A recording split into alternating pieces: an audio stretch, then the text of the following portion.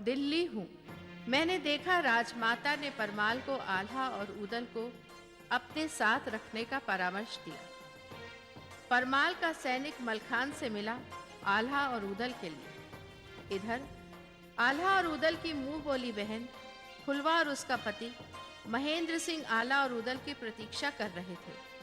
आल्हा अपनी बहन के घर आया तो उसे पता चला कि गांव वालों ने गांव की चौपाल पर एक लठ गाड़ा है जिसे आल्हा को उखाड़ना है।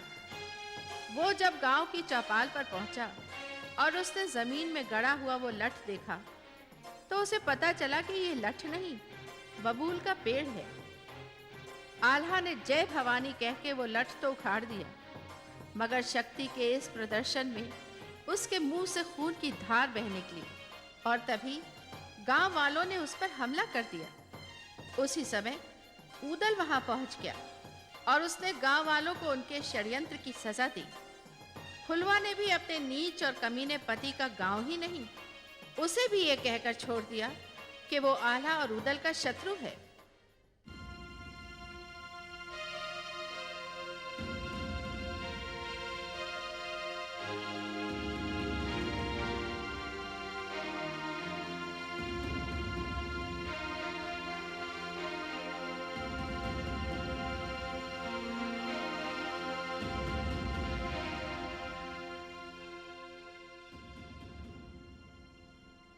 महामंत्री महाराज, चंदेल कुलभूषण वीर आला उदल आपके समक्ष उपस्थित होने की आज्ञा चाहते हैं। उन्हें सम्मान पूर्वक लेके आओ।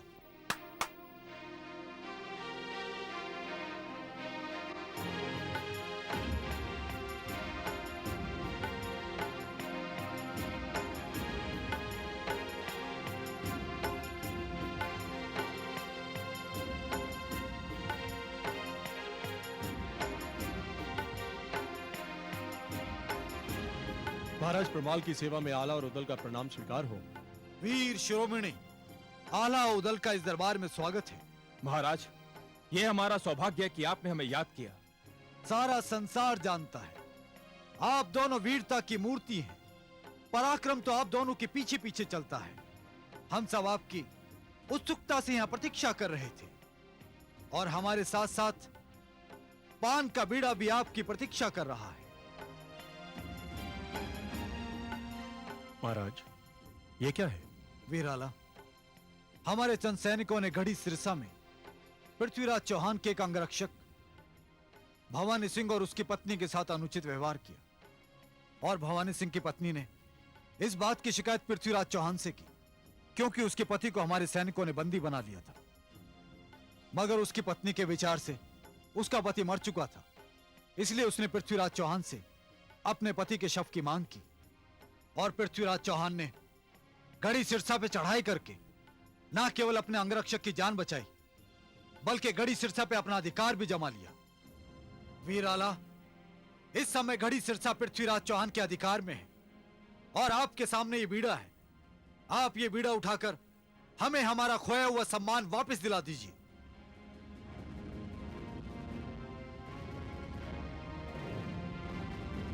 क्या बात है वीराला? महाराज, जिस दरबार में हम इस समय खड़े हैं और जिस सिंहासन पर आप इस समय विराजमान हैं, उसी सिंहासन पर चंदेल कुल तिलक महाराज यशोवर्मन विराजते थे। महाराज, नारी का सम्मान करना तो चंदेलों की वंश परंपरा रही है। आप कहना क्या चाहते हैं? महाराज, मेरे विचार से आपको अपने सैनिकों को इस व्यवहार के लिए दंड देना चाहिए था। महाराज, पृथ्वीराज चौहान के अंगरक्षक भवानी सिंह को मुक्त करके उसे आदर सम्मान के साथ विदा करना चाहिए था और उससे अपने सैनिकों की इस भूल के लिए क्षमा मांगनी चाहिए थी। वीर उदल, इस दरबार में आपकी वीरता का सम्मान होता है। इसका अर्थ यह नहीं है कि आप इस दरबार की मर्यादा को भूल जाएं। आप भूल रहे हैं कि आप इस समय राजा परमाल के सामने खड़े हैं, जो राजा हैं इस राज्य के, और राजा के आदेश का पालन करना इस राज्य के हर व्यक्ति का कर्तव्य है। हमने कोई अनुचित बात नहीं की। तो आप क्या कहना चाहते हैं? महाराज परमाल ने कोई अनुचित बात की? प्रधान माहिल, आप कृपया शांत हो जाइए। कैसे शांत हो जाऊं महाराज, कैसे शांत हो जाऊं? लगता है महोबा से मिलने वाला ये सम्मान ये वीर पचा नहीं पा रहे हैं। प्रधान माहिल, सच पूछे दरबार की मर्यादा का उल्लंघन हम नहीं, आप कर रहे हैं। और जहां तक हमारे सम्मान का प्रश्न है, यह सम्मान हमें भीख में नहीं मिला, हमने अपनी योग्यता से कमाया है। हमारे पुरखों ने इस राज्य के लिए अपना लहू बहाया है और इस राज्य की सुरक्षा की बुनियाद उसी रक्त पर रखी गई है। हम भी अपने प्राण इस राज्य के लिए न्यौछावर कर सकते हैं, मगर मगर अब कौन सी बाधा आ गई आपके रास्ते में? शांत हो जाइए प्रधान माहिल। वीराला, प्रधान माहिल के व्यवहार से हमें खेद है। जिस दिन महोबा की माटी वीर आला उदल का सम्मान करना भूल जाएगी, उस दिन ये राज्य सुरक्षित नहीं रहेगा। इस बात को हम स्वीकार करते हैं। वीर आला, चौहानों के साथ जो होना था वो हो चुका है। इसमें किसकी भूल थी, इस बात को भूलना होगा। अब तो केवल हम इतना चाहते हैं, हमारे राज्य का वो सीमा क्षेत्र फिर से हमारे राज्य में शामिल हो जाए। इसके लिए आपको ये बीड़ा उठाना है। नहीं महाराज, हम ऐसी किसी जगह पर पैर भी रखना पसंद नहीं करते जहां एक नारी का अपमान हुआ हो। हमारे लिए तो नारी माता है, बहन और बेटी के समान है। हम ये बीड़ा नहीं उठा सकते। ये क्यों नहीं कहते वीर आला कि पृथ्वीराज का नाम सुनकर आपकी आत्मा कांपने लगी है? उसका सामना करने का साहस नहीं है, क्योंकि उसके सामने जाकर आपकी वीरता की कलई खुल जाएगी। अपनी जुबान को लगाम दो प्रधान माहिल। इस राज्य का, इस दरबार का नमक खाया है हमने। हम ऋणी हैं इस दरबार के, और अगर ये ऋण हम पर ना होता तो हम आपकी बात का उचित उत्तर देते आपको। हम आपसे केवल ये पूछना चाहते हैं कि आप बीड़ा उठाएंगे या नहीं। हम आपसे क्षमा चाहते हैं महाराज। महाराज, अगर इस उत्तर को सुनने के बाद आप चुप रहे और इन्हें इनकी कायरता का दंड नहीं दिया, तो सारा संसार आपको कायर कहेगा। कायर। राजा की आज्ञा ईश्वर की आज्ञा के समान होती है, और आपकी आज्ञा को ठुकराकर इन दोनों ने ईश्वर की आज्ञा को ठुकराया है। वीर आला, हम आपसे आखिरी बार पूछते हैं कि आप ये बीड़ा उठाएंगे या नहीं। कहिए।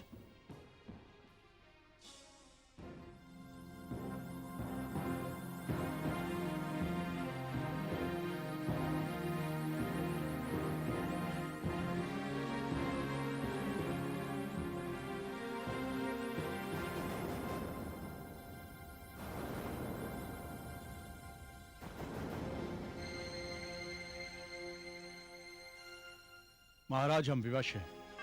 हम ये बीड़ा नहीं उठा सकते। महाराज, इन्होंने आपकी आज्ञा न मानकर आपकी तौहीन की है। इन्हें सजा मिलनी चाहिए। सजा। तो वीर आला उदल, आप विवश हैं। आप ये बीड़ा नहीं उठा सकते। महाराज, इन अहंकारियों को इनके विद्रोह की ऐसी सजा मिलनी चाहिए कि इन्हें छठी का दूध याद आ जाए। प्रधान माहिल, माहिल! धन्य धन्य है, और धन्य है आपकी वीरता। महाराज, इन्होंने दरबार में तलवार निकालकर यह सिद्ध कर दिया, ये जिस थाली में खाते हैं उसी में छेद करते हैं।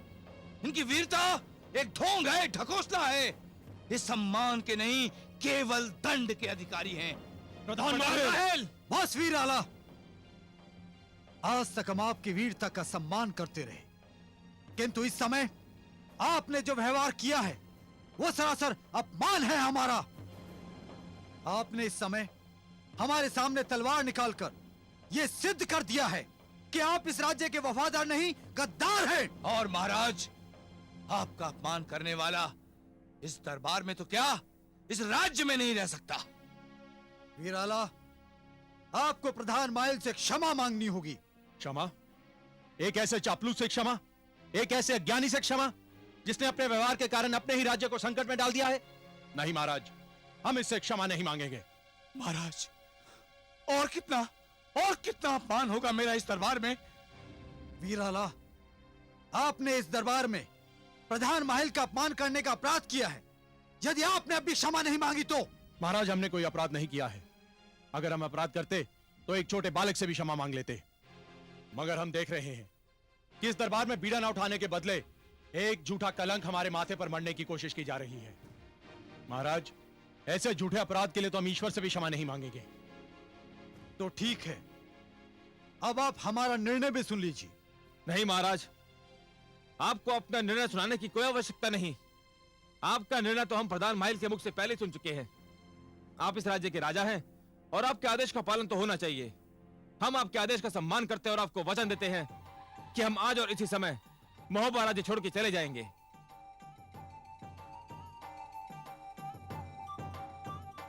महाराज, हम किसी भी भूल चूक के लिए क्षमा चाहते हैं।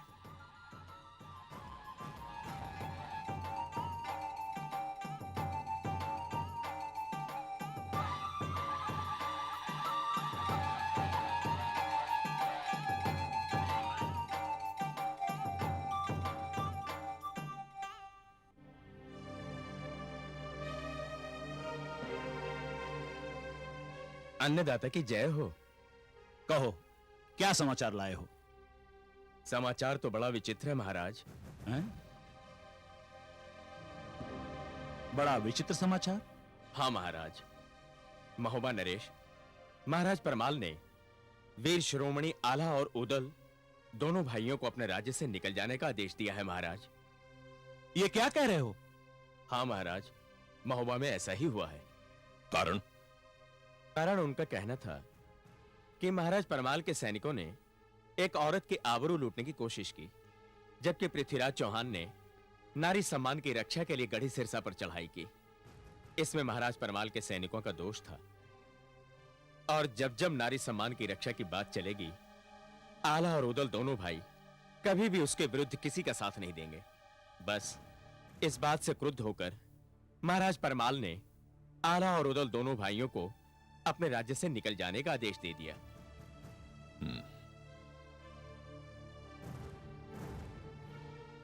अब पृथ्वीराज चौहान कहां है? सुना है वो वापस सूरजकुंड पहुंच गए हैं। और कोई समाचार? जी नहीं अन्नदाता।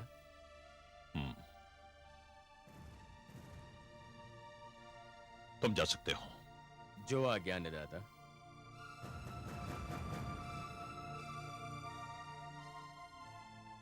पिताजी, बहुत बड़ी मूर्खता की है महाराज परमाल ने आला और उदल को अपने राज्य से निकालकर। वो तो ऐसे सूरमा है कि जिस राज्य में भी रहेंगे उस राज्य की सीमाओं की तरफ शत्रु आंख उठाकर भी नहीं देख सकता। पांडवों का अवतार माने जाने वाले इन दोनों भाइयों का महोबा के राज्य में रहना महोबा के राजा के लिए बड़े गौरव की बात थी। हाँ पुत्र जयचंद, न जाने क्या हो गया महोबा नरेश को। आल्हा उदल दो ऐसे नाम हैं जिन्हें सुनकर अच्छे अच्छे सूरमाओं को पसीना आ जाता है। उन दोनों भाइयों के सामने पूरी सेना नहीं टिक पाती और उन्हें महोबा नरेश ने राज्य से निकाल दिया। पुत्र, बहुत बड़ी भूल की है महोबा नरेश ने, बहुत बड़ी भूल की है।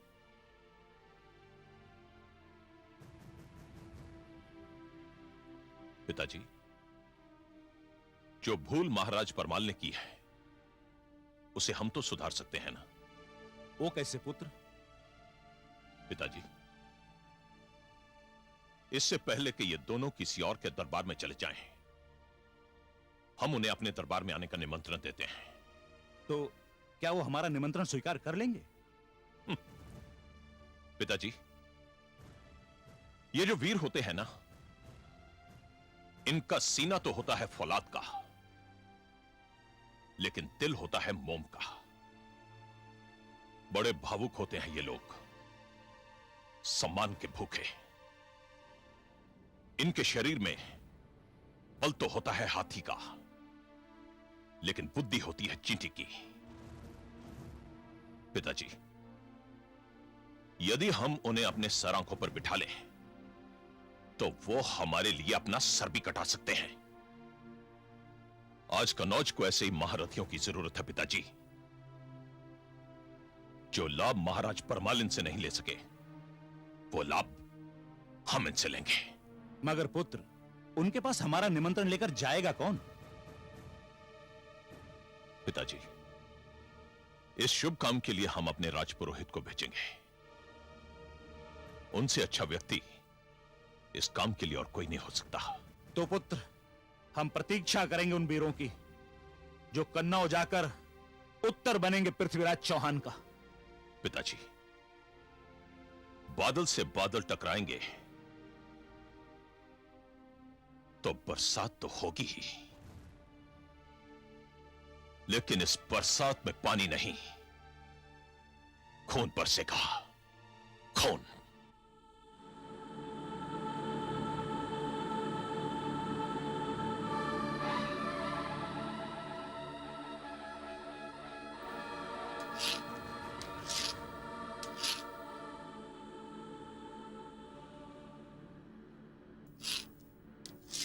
आओ दल, कन्नौज के राजपुरोहित जी आपसे मिलने के लिए आए हैं। उन्हें सम्मान से लेकर आओ। जी आइए। आइए राजपुरोहित जी। वीर शिरोमणि आला को कन्नौज के राजपुरोहित का अभिनंदन। ब्राह्मण देव, सेवक आला का प्रणाम स्वीकार कीजिए। कल्याण हो चंदेल कुल श्रेष्ठ। विराजे ब्राह्मण देव।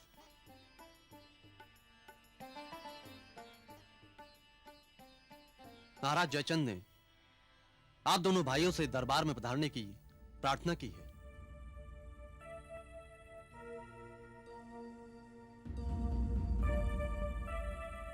राजपुरोहित जी, शायद कन्नौज के महाराज को इस बात का पता नहीं है कि हमें मोहब्बा दरबार ही नहीं बल्कि मोहब्बा छोड़कर चले जाने का आदेश मिला है, वरना हम कन्नौज राज के राजपुरोहित का स्वागत इस शिविर में नहीं करते। हे वीर शिरोमणि, कन्नौज महाराज को जब आपकी इस दुखदायी घटना का समाचार मिला तो उन्होंने मुझे आपके पास भेजा। सारा कन्नौज दरबार आपके आगमन की प्रतीक्षा कर रहा है और वीरों का घर तो इस धरती पर कहीं भी हो सकता है। राजपुरोहित जी, सब कुछ इतनी जल्दी घटा कि हमारी समझ में नहीं आया कि हम मोहब्बत छोड़कर कहां जाएं। कन्नौज राज के सम्मान का मरहम आपके जख्मी हृदय को शीतलता प्रदान करेगा और मैं ब्राह्मण भी आपसे यही याचना एवं प्रार्थना करता हूं। नहीं ब्राह्मण देवता, आपको न प्रार्थना करने की आवश्यकता है न याचना करने की। दादा, महाराज कन्नौज को हमें इस हालत में याद करना और अपने राजपुरोहित को यहां भेजना क्या इस बात के लिए काफी नहीं कि हम ये निमंत्रण स्वीकार करके राजपुरोहित जी का विमान रखें? आओ दल, तुमने सत्य कहा। यदि हमारा भाग्य हमें कन्नौज ले जा रहा है तो मुझे भाग्य का यह फैसला मंजूर है।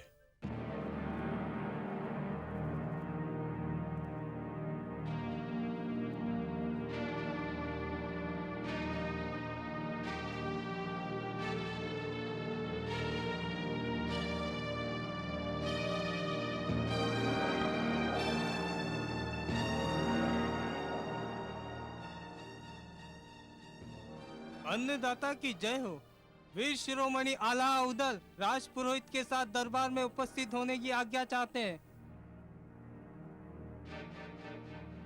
उन्हें आदर और सत्कार से दरबार में उपस्थित किया जाए।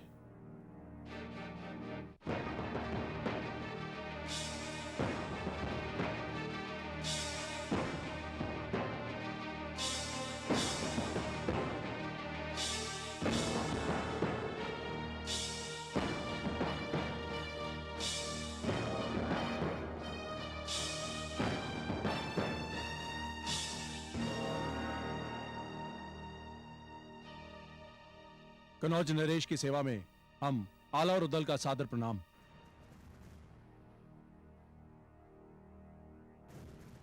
नरकेसरी आला और उदल का कन्नौज के दरबार में स्वागत है। अन्नदाता, हमें आपका निमंत्रण मिला, हम धन्य हुए। धन्य तो हम हुए आला उदल, आप जैसे वीरों का स्वागत करके। इस दरबार में 2 स्थान रिक्त हैं। हमारा निवेदन है कि आप इन्हें ग्रहण करें। क्या देख रहे हैं आप? वीरों का स्वागत करना तो कन्नौज राज्य की परंपरा है। वो देश तो देश ही नहीं होता जहां आप जैसे वीरों की पूजा नहीं होती। महाराज परमाल हमारे मित्र हैं, लेकिन आज यह कहना पड़ेगा कि महोबा का दुर्भाग्य कन्नौज का सौभाग्य बन गया है। आप दोनों सूरमा कन्नौज राज्य की अंगूठी में नगीने के समान रहेंगे। आज से आप दोनों हमारे परिवार के सदस्य बन गए हैं। इन दोनों वीरों का परंपरा के अनुसार स्वागत किया जाए।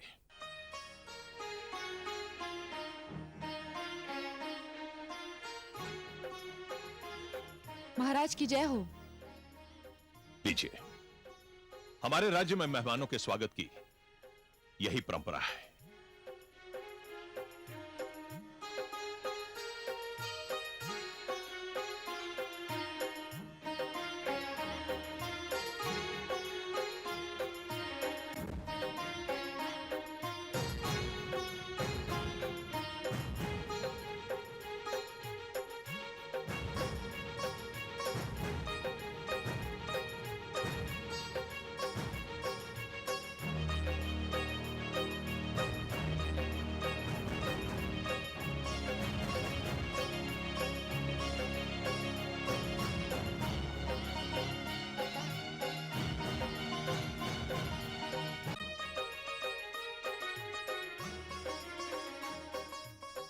अन्नदाता, आपके स्वागत की इस परंपरा को हमने स्वीकार किया। जैसे ऊंचाई के बिना पर्वत नहीं हो सकता और गहराई के बिना सागर नहीं हो सकता, उसी प्रकार नमक की लाज न रखने वाला चंदेल क्षत्रिय नहीं हो सकता। आप दोनों को इस राज्य में पूरी आजादी से रहने का अधिकार होगा। आप स्वयं अपनी इच्छा के मालिक होंगे और आप पर कोई आदेश लागू नहीं होगा, और आप दोनों पर कोई भी राजनीतिक प्रतिबंध नहीं होगा। अन्नदाता, आपने जो सम्मान हमें दिया है, हम अपने आप को उसके योग्य नहीं पा रहे हैं। अन्नदाता, आपने हम दोनों भाइयों को बिना मोल खरीद लिया है। आज के बाद हमारा जीना और हमारा मरना आपके लिए होगा।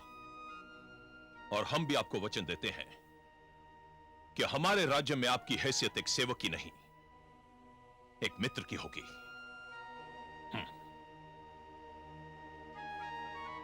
तो हम भी आपको वचन देते हैं अन्नदाता कि हम अपने प्राण देकर के भी इस मित्रता को निभाएंगे। जहां आपका पसीना बहेगा, वहां आला उदल का लहू बहेगा। अन्नदाता, आज से आपके मित्र हमारे मित्र होंगे और आपके शत्रु हमारे शत्रु।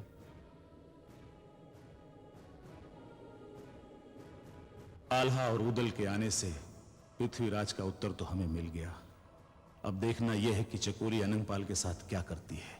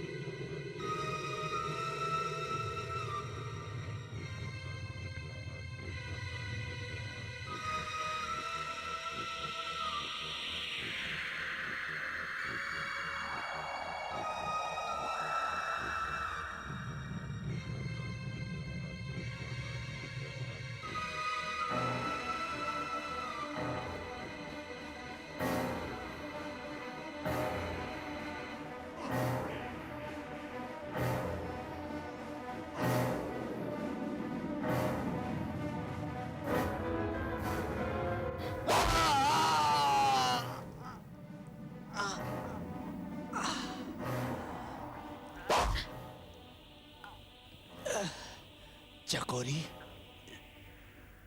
तुम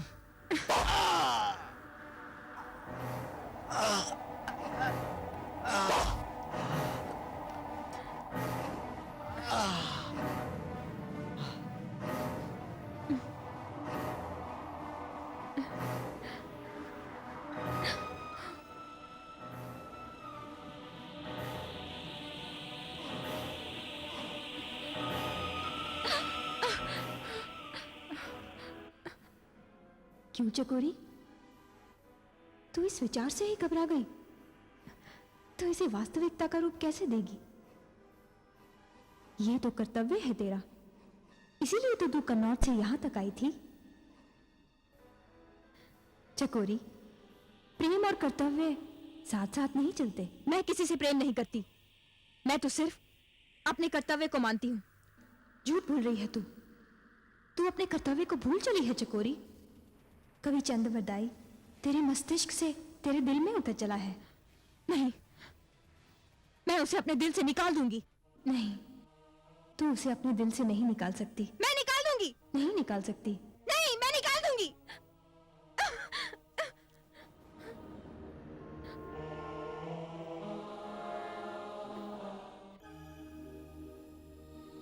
चांद से मिल रही चांदनी, छेड़ता है पवन रागिनी, रात पर छा रहा है नशा,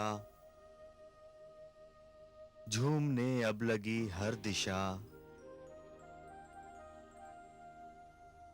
रात रानी खिली, तुम खिलो, अब तो प्रीतम मुझे आन मिलो। सुंदर, अति सुंदर। कविराज, मैं यहां हूं।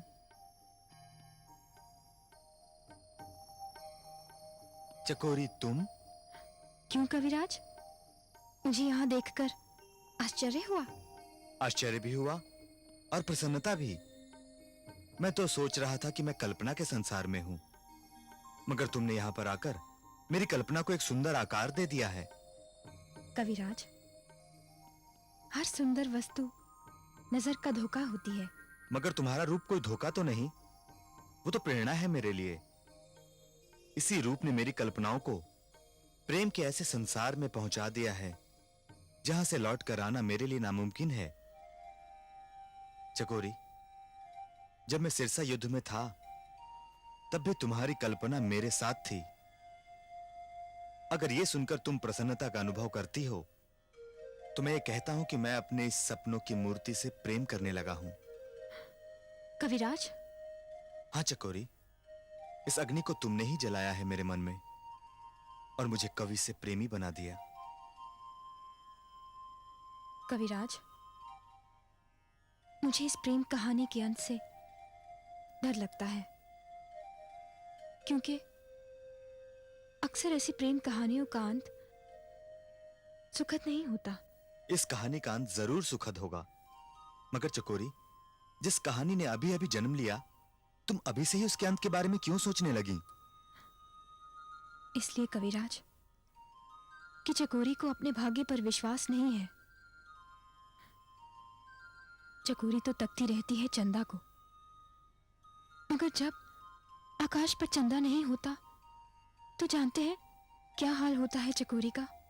मैं जानता हूं चकोरी का हाल, कि किस तरह चकोरी प्रतीक्षा करती है अपने चंदा की। मगर चकोरी, चंदा भी तो उसी तरह प्रतीक्षा करता है अपनी चकोरी की। और सच पूछो तो प्रेम का दूसरा नाम प्रतीक्षा है। चकोरी, मैं भी तो प्रतीक्षा कर रहा था तुम्हारी। वो तुम्हारी ही तो याद है जिसने मुझसे मेरी आंखों की नींद भी चुरा ली है। चकोरी, यदि तुम्हारी विवशता, तुम्हारी लज्जा, तुम्हारी भावनाओं को तुम्हारी जुबान पर आने से रोक रही है तो मैं तुम्हारी प्रतीक्षा करूंगा। मगर मैं इतना जरूर जानता हूं कि चकोरी, जो बेचैनी मुझे अपने कक्ष से इस उद्यान तक खींच लाई है, उसी बेचैनी ने तुमसे तुम्हारी आंखों की नींद छीन ली है। तुम इस समय मेरे सामने हो, कि ये इस बात का प्रमाण नहीं कि जो आग मेरे सीने में है वही आग तुम्हारे सीने में भी है? कविराज, इसी आग से तो डर लगता है, क्योंकि प्रेम का इतिहास तो यही कहता है कि चकोरी को चंदा कभी नहीं मिला।